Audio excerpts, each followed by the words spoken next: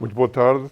Vamos então iniciar a 17ª lição deste curso de Meteorologia e vamos continuar a falar de termodinâmica do ar úmido ou, se preferirem, processos atmosféricos a que o ar úmido está sujeito.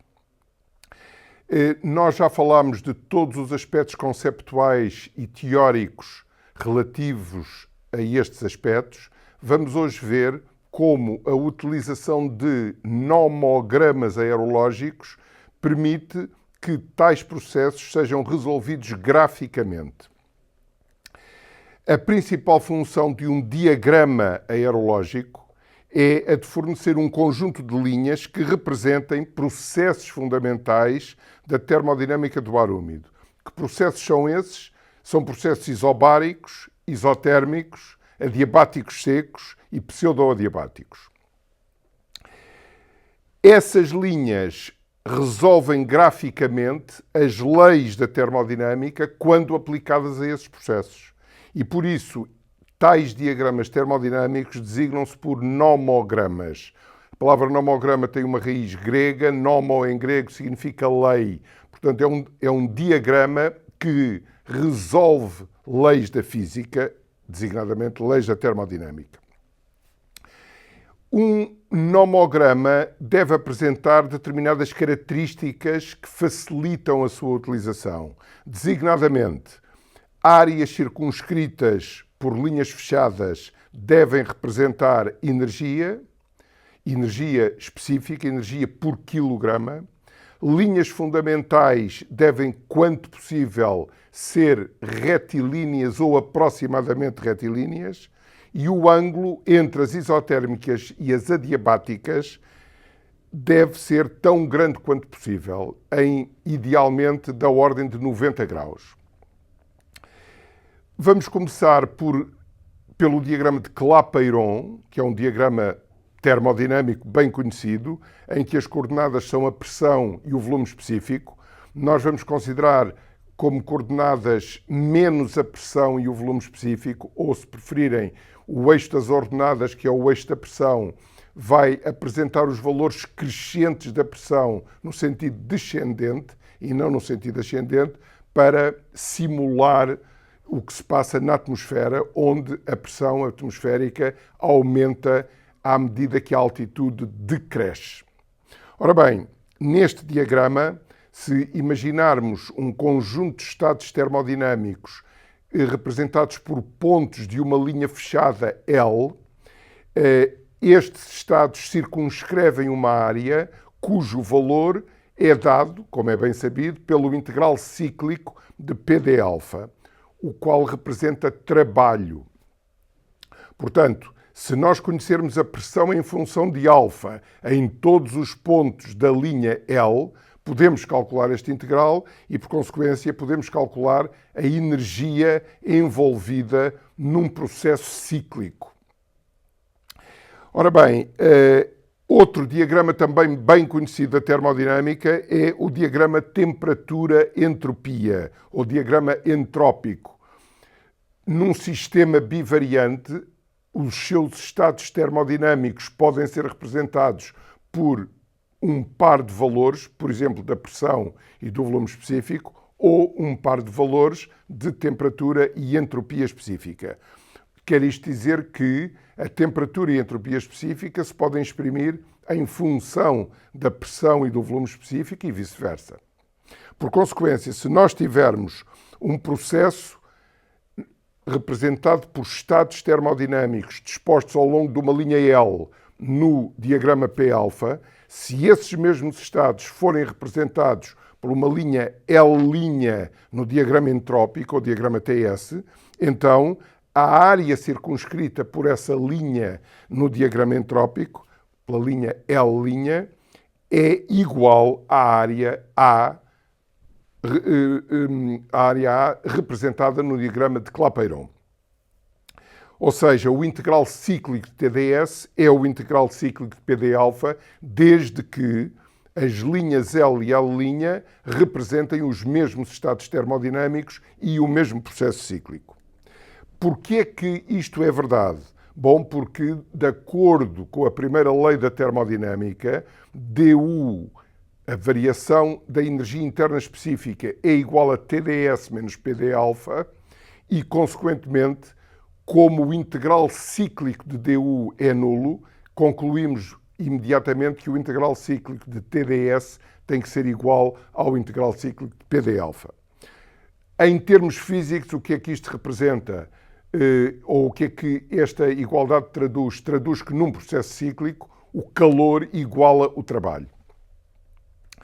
Ora bem, o diagrama entrópico é, pois, um diagrama que cumpre a primeira condição estabelecida há pouco, isto é, áreas circunscritas por linhas fechadas representam valores de energia. Por essa razão, o diagrama entrópico diz-se equivalente ao diagrama de Clapeyron. Nós vamos passar a designar por diagramas equivalentes ao de Clapeyron, sem o mencionar explicitamente, diremos apenas diagramas equivalentes, todos aqueles cujas áreas fechadas representam energias.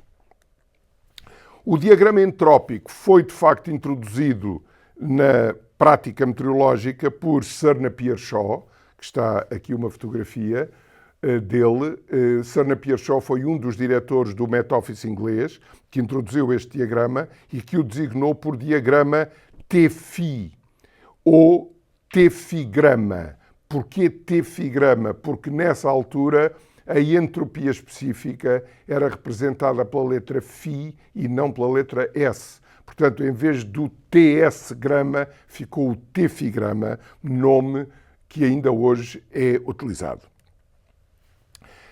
Passando agora a uma situação abstrata, geral, imaginemos que nós queremos um diagrama aerológico cujas coordenadas são A e B.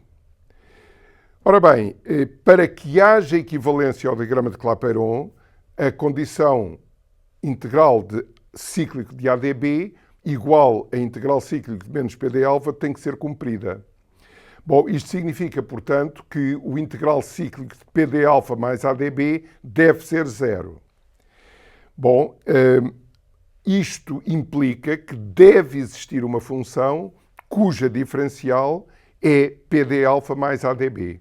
Portanto, se o integral cíclico de PD-alfa mais AdB é nulo, qualquer que seja o processo cíclico, isso significa que PD-alfa mais AdB é uma diferencial exata, ou seja, é a diferencial de uma função de estado.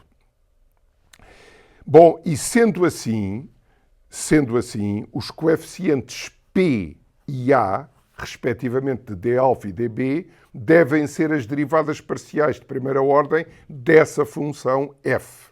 Ou seja, podemos escrever que P deve ser df de alfa a B constante e A deve ser df dB a alfa constante. Bom, então se P e A são as primeiras derivadas dessa função f, que não precisamos conhecer, apenas sabemos que existe, bom, então as segundas derivadas mistas da função são as primeiras derivadas de P e de A. Ou seja, dP dB a alfa constante deve ser igual a dA de alfa a B constante. E esta igualdade traduz apenas que as segundas derivadas mistas da função f são iguais. Isto é, D2f de alfa dB é igual a D2f dB de alfa. Esta igualdade das derivadas mistas é um teorema da matemática conhecido pelo nome de teorema de Schwarz. Ora bem, então, se pré-definirmos a coordenada B, a coordenada abscissa, é possível determinar um ou mais A's de tal forma que a condição de o diagrama AB ser equivalente se cumpra. Consideremos, por exemplo, o caso em que a abscissa B é a temperatura. Bom, então duas situações se podem apresentar satisfazendo esta condição de o diagrama AB ser um diagrama equivalente. A primeira é aquela em que escolhemos A como menos RA logaritmo de P. A segunda é aquela em que escolhemos A como CP logaritmo de θ, θ, temperatura potencial, e já sabemos que CP logaritmo de θ é a entropia específica. Ora bem, o diagrama em que a coordenada B é t e a coordenada A é menos RA logaritmo de P, designa-se por hemagrama ou diagrama de Refsdal, nome da pessoa que o introduziu. Portanto, neste diagrama, áreas circunscritas por curvas fechadas representam energia específica. A outra situação em que A é CP logaritmo de θ ou S é simplesmente o T-figrama de que já falámos há pouco. Portanto, é o diagrama em que as coordenadas são a temperatura e a entropia específica. Se nós escolhermos como coordenada B, portanto, a abscissa, menos RA logaritmo de P, que no hemagrama é a ordenada, bom, então uma coordenada A possível é A igual a T mais K logaritmo de P, onde K é uma constante positiva, não determinada. Por exemplo, se fizermos K igual a 0, A seria a temperatura e cairíamos no hemagrama. Mas é possível escolher um A desta forma, em que K não tem de ser necessariamente nulo. Bom, se agora considerarmos B como a ordenada e A como a abscissa, isto é, B é menos RA logaritmo de P, como há pouco no hemagrama, e A é T mais K logaritmo de P, então este diagrama designa-se por diagrama de Herlofsen, nome da pessoa que o introduziu, ou diagrama SQT log de P. Porquê este nome? Bom, porque as isotérmicas vão ser linhas inclinadas em relação aos eixos coordenados. Daqui o nome SQT log de P. E as curvas, as isóbaras, serão curvas logarítmicas. Temos ainda um outro diagrama que foi muito utilizado no passado em meteorologia, que é o diagrama de Stuve, ou diagrama adiabático, em que as coordenadas são a abscissa, temperatura, ordenada a potência K da pressão. K, índice de Poisson, portanto, K igual a RA sobre CP, aproximadamente 0,286. Bom, e este diagrama foi também designado por diagrama adiabático. Recordo que num processo adiabático do ar seco ou do ar úmido não saturado, o quociente entre T e P levantado a K é constante. Por consequência, um tal processo é representado por uma linha reta neste diagrama. Bom, então, este diagrama foi, de facto, muito utilizado em meteorologia, mas não é um diagrama equivalente. Isto é, não cumpre aquela primeira condição. Áreas circunscritas por curvas fechadas não são áreas que representem energias. Bem, vamos agora discutir, em particular, um diagrama que é muito utilizado, que é o diagrama de Herlofsen de que falei. Talvez, hoje em dia, talvez seja um pouco mais utilizado, ou utilizado de uma forma equivalente à do T-figrama. Ora bem, as linhas fundamentais neste diagrama são as isóbaras, as adiabáticas secas, as isotérmicas, as isopletas de razão de mistura de saturação e as pseudodiabáticas. Bom, já sabemos que isóbaras são linhas ao longo das quais a pressão é constante. São precisamente estas linhas que parecem retilíneas e que são paralelas ao eixo das abscissas. Bom, as adiabáticas secas são linhas ao longo das quais a temperatura potencial é constante. São estas linhas... Perdão.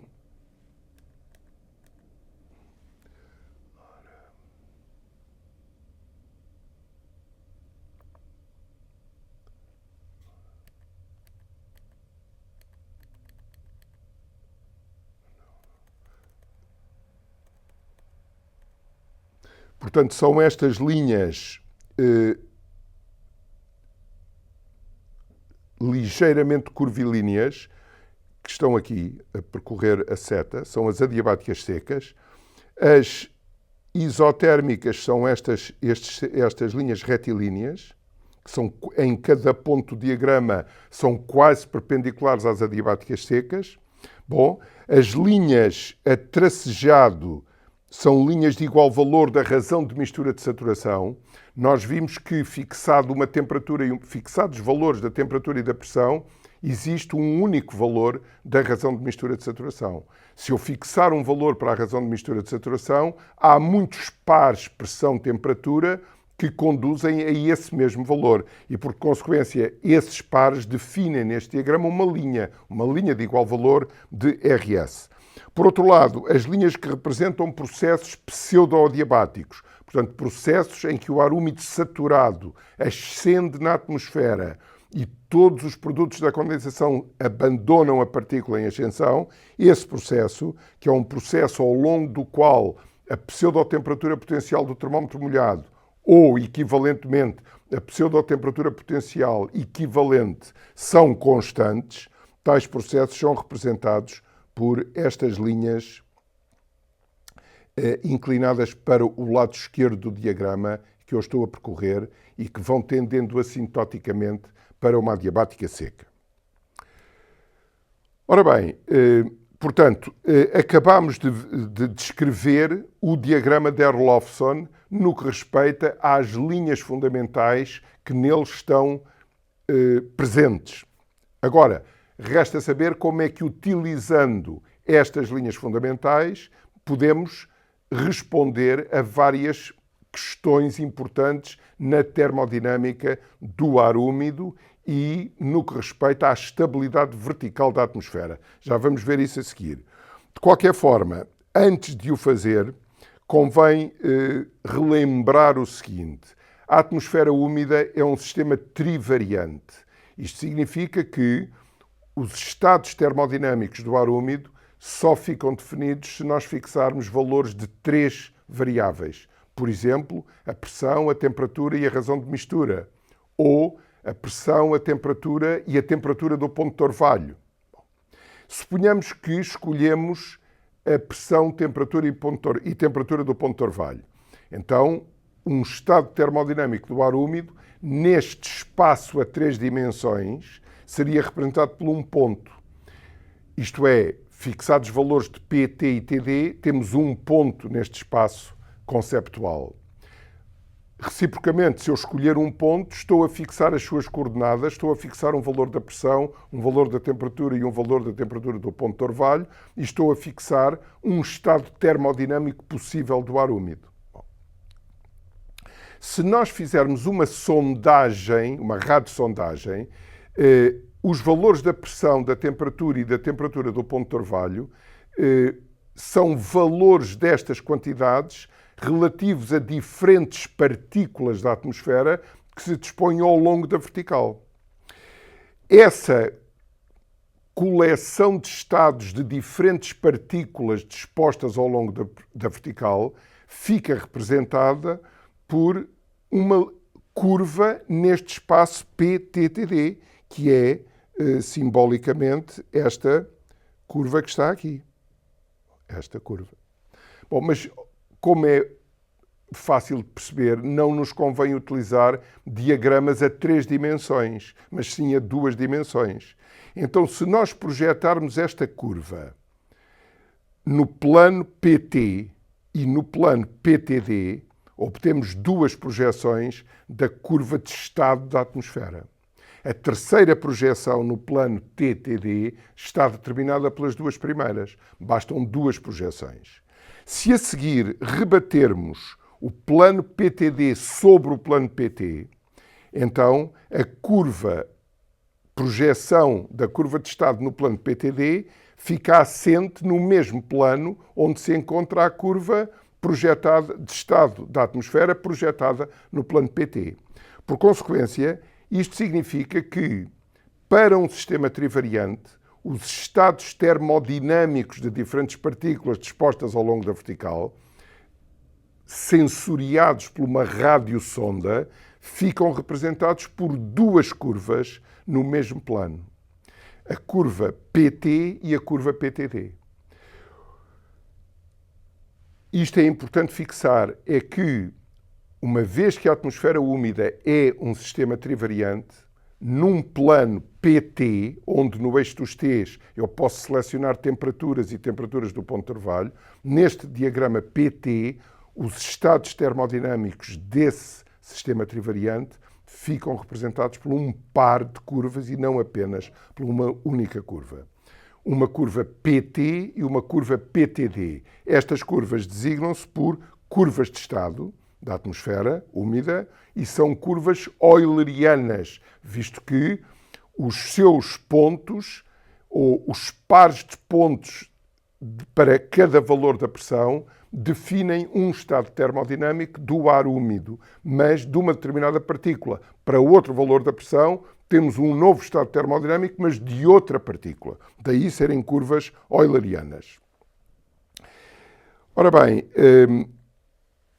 consideremos agora, lembram-se que para estudar a estabilidade vertical da atmosfera tivemos que o fazer, vamos considerar agora a ascensão adiabática de uma partícula de ar úmido.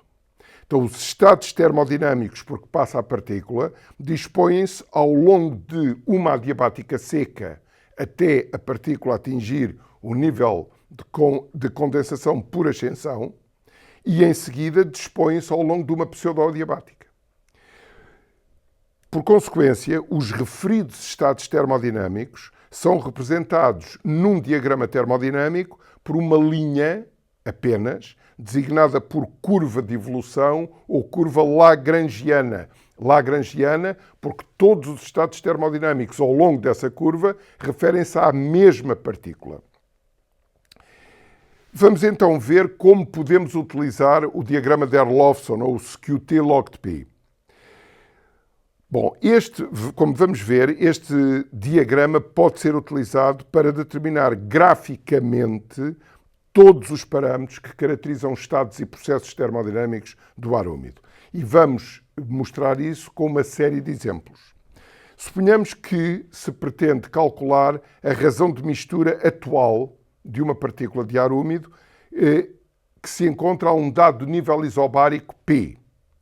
Bom, então, sobre esse nível isobárico, marcamos dois pontos, o ponto PT e o ponto PTD, que representam em conjunto o estado termodinâmico dessa partícula de ar úmido, e vamos ler o valor de R na isolinha da razão de mistura de saturação, ou na isopleta da razão de mistura de saturação, que passa pelo ponto PTD.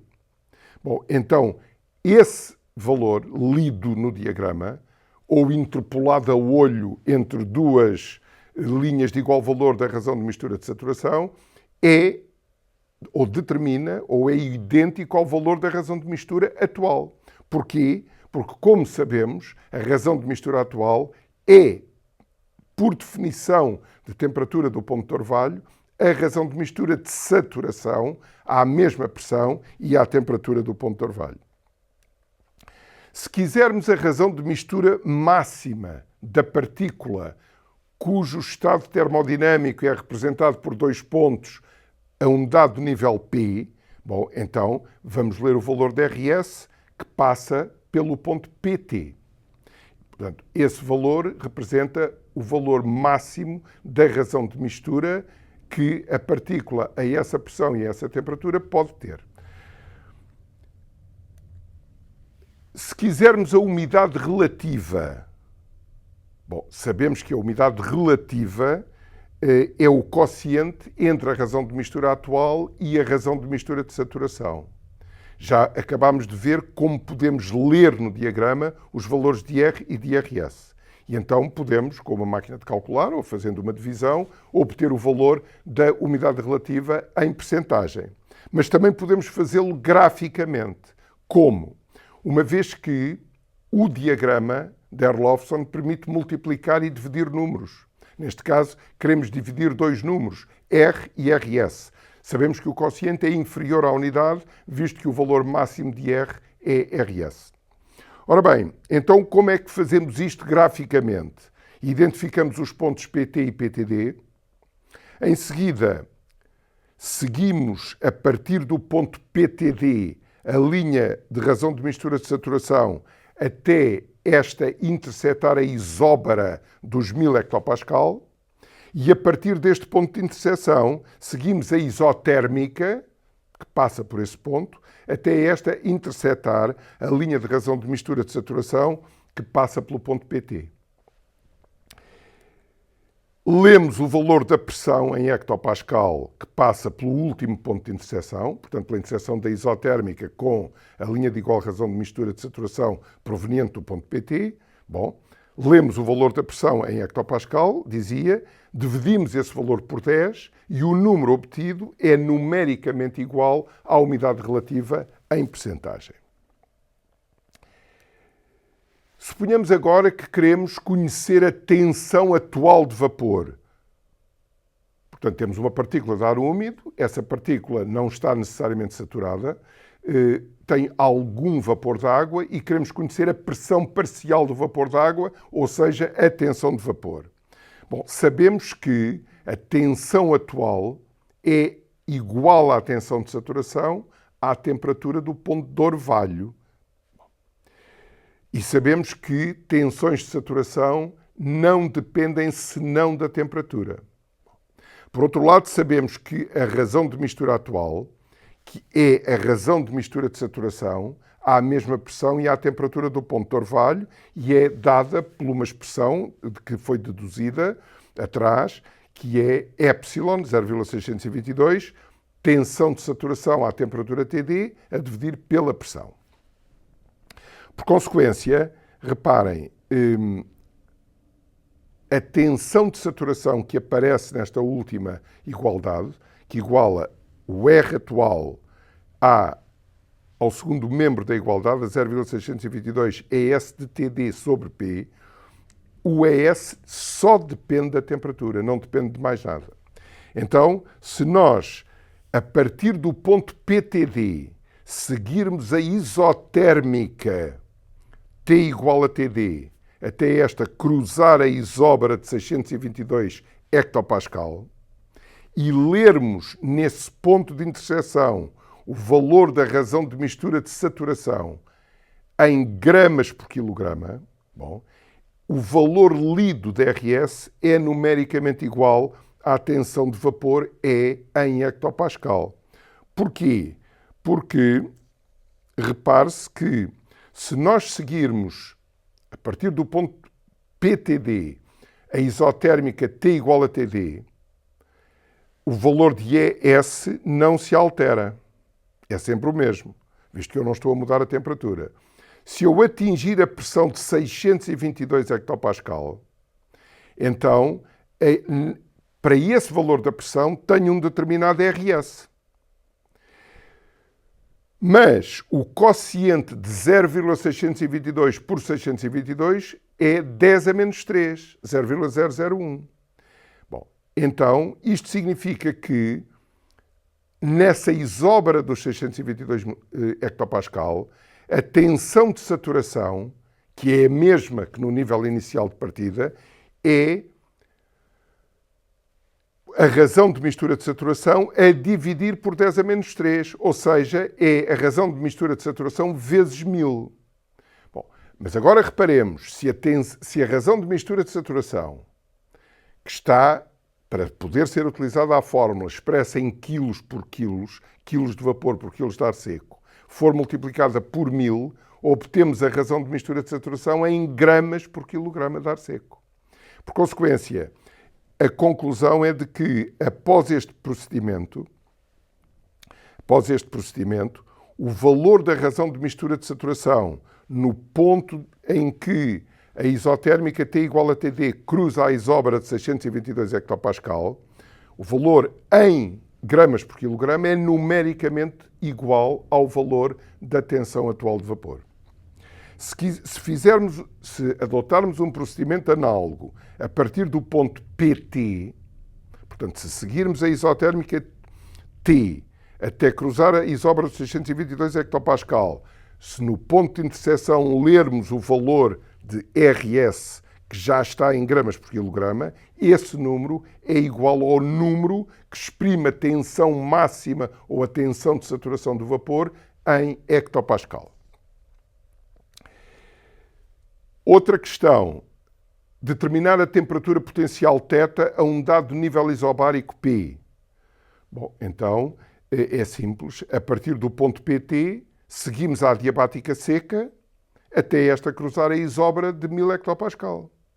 No ponto de interseção, lemos o valor da temperatura, que é igual ao valor da temperatura potencial no estado inicial. Isto resulta de quê? Resulta da equação de Poisson. θ igual a T, 1000 sobre P elevado a K. Quando P igual a 1000, θ igual a T. Portanto, é o procedimento gráfico que podemos fazer no diagrama de Erlofson para calcular o valor da temperatura potencial. Outra questão, obter o valor do nível de condensação por ascensão, o NCA ou o LCL, o Lifting Condensation Level. Recordam-se que quando a partícula de ar úmido ascende adiabaticamente, a sua pressão diminui, a temperatura diminui, mas a razão de mistura fica constante, até que se atinge um nível P e uma temperatura T, em que essa razão de mistura é igual à razão de mistura de saturação. Bom, portanto, e esse nível é o nível de Normand, ou NCA ou LCL. Então, como proceder graficamente? A partir do ponto PT seguimos a adiabática seca, bom, e até esta cruzar a linha de razão de mistura de saturação proveniente do ponto PTD. Porquê? Porque essa linha de igual valor da razão de mistura de saturação é a linha de valor da razão de mistura atual da partícula. Portanto, quando essa linha cruza a adiabática seca, temos um ponto em que o θ, a temperatura potencial, é o θ inicial, mas a razão de mistura de saturação é a razão de mistura atual. Por consequência, nesse ponto, para essa pressão e para essa temperatura, no ponto de Normand, temos que exatamente o valor do nível de condensação por ascensão, que, como já vimos, define a base das nuvens que vão estar presentes. Portanto, o valor da pressão no ponto de Normand é o NCA ou o LCL. Agora, se quisermos a pseudotemperatura potencial do termómetro molhado, TTSW, como determiná-lo graficamente? Bom, então, identificamos o ponto de Normand, como acabamos de ver, e a partir deste ponto, no diagrama de Erlofson, seguimos a pseudo-adiabática até esta intersetar a isobra dos 1000 hectopascal. Nesse ponto de interseção, lemos o valor da temperatura, que é igual ao valor de TTSW. Recordam-se que, sobre a isobra dos 1000 hectopascal, em todos os pontos da isobra, o valor de T é o valor de θ, por causa, em consequência, da igualdade ou da equação de Poisson. Portanto, nesse ponto de interseção, o valor da temperatura é o valor de TTSW, por definição de TTSW. Repare-se que, se nós não conhecermos a termodinâmica do ar úmido, não conhecermos as definições e os conceitos que estão por detrás das diferentes grandezas, o diagrama de Erlofson não serve para coisa nenhuma, porque pura e simplesmente não sabemos utilizá-lo. A vantagem do diagrama de Erlofson ou do tefigrama ou de qualquer outro diagrama equivalente é que, conhecendo a termodinâmica do ar úmido, nós escusamos de fazer cálculos com uma máquina de calcular. Graficamente, somos capazes de determinar todas as grandezas de interesse para processos termodinâmicos desse mesmo ar úmido.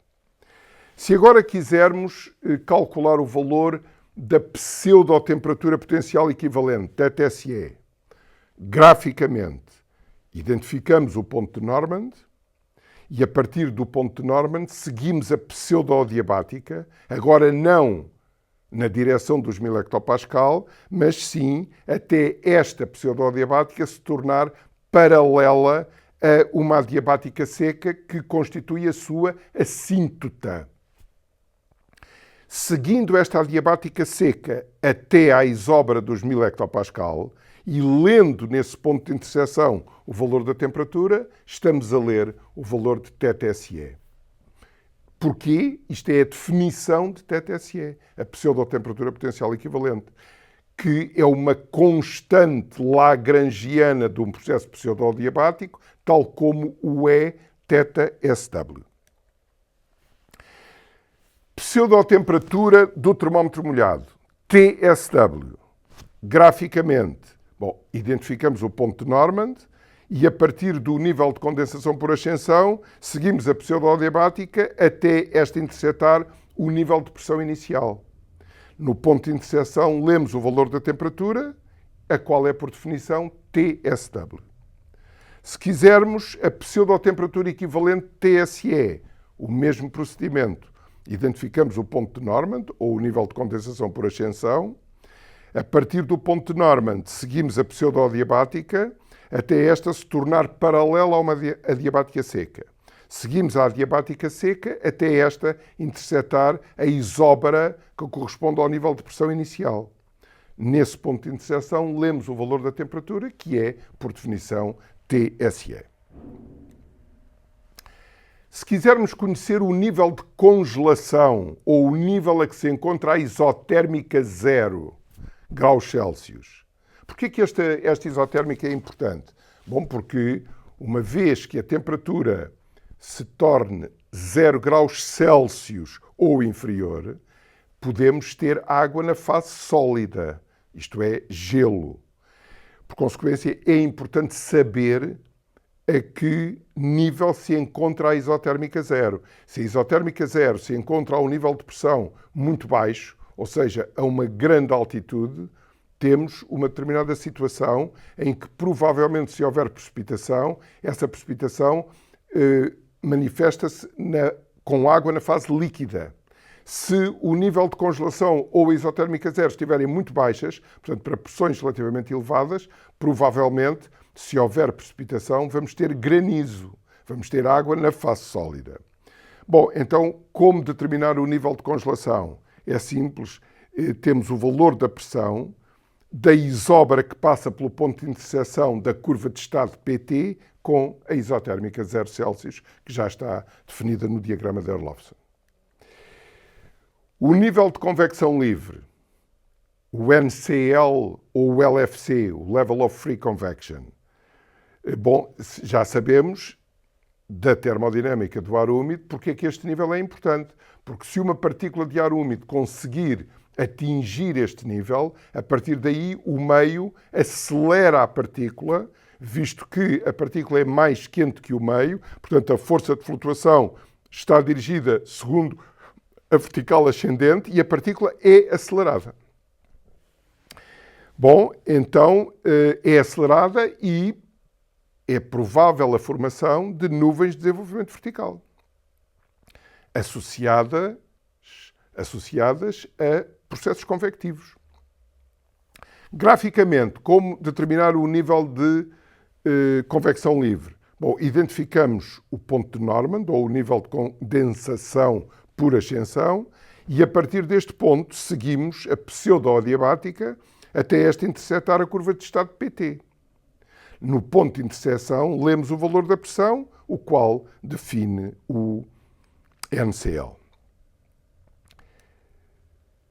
Se quisermos conhecer a temperatura virtual a um dado nível isobárico, já sabemos que na equação de estado do ar úmido a pressão é dada pelo produto da constante dos gases do ar seco, pela densidade, pela temperatura e por um fator que depende da umidade, portanto, da quantidade de vapor de água, da razão de mistura presente na atmosfera, fator esse que é dado por 1 mais 0,61 R, ou 0,61 Q, que é umidade específica.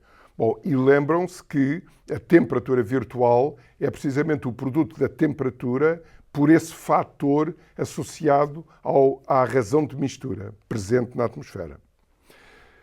E, como esse fator é 1 mais qualquer coisa, a temperatura virtual é, em princípio, superior à temperatura atual. Será aí, quando muito igual à temperatura atual, se o ar estiver seco. Portanto, se a razão de mistura ou a umidade específica tomarem o valor 0. Bom, então como podemos obter o valor da temperatura virtual? Bom, então lemos o valor da razão de mistura atual como? Lendo o valor da razão de mistura de saturação que passa pelo ponto PTD. E em seguida, a temperatura virtual calcula-se aproximadamente por esta expressão. Somamos à temperatura atual 1/6 da razão de mistura atual, lida no diagrama, tal como o valor de T. Porquê que isto é assim? Bom, esta expressão é aproximada. A temperatura virtual é, na realidade, por definição, a soma da temperatura com 0,61 vezes a temperatura vezes a razão de mistura. Bem, portanto, a segunda parcela, o segundo termo do segundo membro desta igualdade depende do valor da temperatura.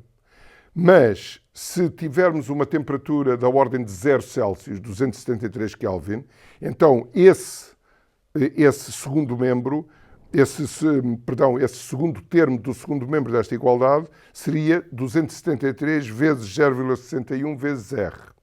Ou seja, 166 vezes R, ou seja, 0,166 vezes 1000 vezes R. E já sabemos que 10 ao cubo R é o valor de R em gramas por quilograma. Bom, mas 0,166 é muito aproximadamente 1/6. Se eu dividir 1 por 6, fico com 0,166. Por consequência, a temperatura virtual, para fins operacionais, não é uma expressão exata, pode calcular-se adicionando à temperatura atual 1/6 da razão de mistura atual. Agora, se quisermos, utilizando o diagrama de Orlofson, se quisermos estudar a estabilidade de uma camada atmosférica graficamente, bom, então vamos imaginar que eu tenho um estado da atmosfera representado pelo ponto, por este ponto aqui. Bom, e agora lembram-se que a estabilidade depende da curva de estado, depende do gradiente vertical de temperatura do meio. Portanto, se a curva, vamos rever aqui antes disso, esta linha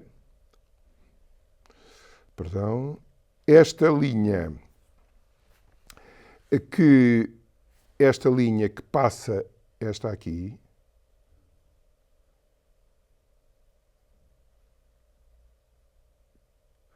só um segundo. Esta linha é a adiabática seca que passa pelo ponto. Esta linha é a pseudo-adiabática que passa pelo ponto. E agora temos as seguintes situações. Portanto, repetindo, para não haver dúvidas, a adiabática seca, a pseudo-adiabática. Estas linhas a tracejado representam possíveis curvas de estado, PT. Bom, então se a curva de estado é esta, representada por esta linha a tracejado, então isto significa que em cada nível isobárico a temperatura da partícula, que é dada a esse mesmo nível pelos valores lidos nos pontos de interseção da isóbara ou com a adiabática seca ou com a pseudo-adiabática, a temperatura da partícula em ascensão é sempre inferior à temperatura do meio. E, por consequência, se a curva de estado da atmosfera estiver para a direita da pseudo-adiabática, isto significa que o gradiente vertical de temperatura do meio é inferior ao gradiente vertical de temperatura pseudo-adiabático e, consequentemente, é inferior ao gradiente vertical de temperatura adiabático seco. Portanto, temos uma situação de estabilidade absoluta. Isto é, quer a partícula em ascensão sature ou permaneça não saturada, há sempre estabilidade, ou seja, a força de flutuação está sempre dirigida segundo a vertical descendente e, por consequência, em qualquer caso, o meio opõe-se a movimentos verticais. Se a curva de estado PT for esta, bom, então, nesta situação, em cada nível isobárico, a temperatura da partícula, que é lida no ponto de interseção da isóbara ou com a adiabática seca ou com a pseudoadiabática, a temperatura da partícula, em qualquer caso, é sempre superior à temperatura do meio. Por consequência, a força de flutuação está sempre dirigida na vertical ascendente, ou seja, o meio favorece o movimento vertical, visto que a impulsão que transmite à partícula excede o peso da própria partícula. Por consequência, nesta situação, teremos uma situação de instabilidade absoluta. Instabilidade, quer a partícula permaneça não saturada, quer sature. A situação intermédia em que a curva de estado PT fica entre a adiabática seca e a pseudoadiabática é a situação conhecida por instabilidade condicional, que é a situação mais interessante, isto é, enquanto a partícula em ascensão não satura, não atinge o ponto de Normand, há estabilidade. Se atingir o ponto de Normand e se tiver energia para continuar a ascender, a partir do nível de convecção livre passamos a ter instabilidade. Isto é, o meio favorece a ascensão da partícula e esta é acelerada. Por consequência, se compararmos num determinado ponto do diagrama, que representa um estado possível, por exemplo, o estado termodinâmico da atmosfera e de uma partícula na base da atmosfera, no início da radiosondagem. Então, se compararmos a curva de estado fornecida pela radiosondagem com as duas curvas teóricas, adiabática seca e pseudoadiabática, podemos tirar conclusões quanto à estabilidade da atmosfera. Camadas de nuvens. Eu tenho uma radiosondagem, marco a radiosondagem num diagrama. O que é que isto quer dizer? Quer dizer que para cada valor da pressão vou marcar 2 pontos no diagrama. Um na interseção dessa isóbara com a isotérmica, o outro na interseção da mesma isóbara com a isotérmica do ponto de orvalho. Marco 2 pontos. E vou fazendo esta marcação para diferentes valores da pressão. À medida que a radiosondagem progride, os valores da pressão vão decrescendo.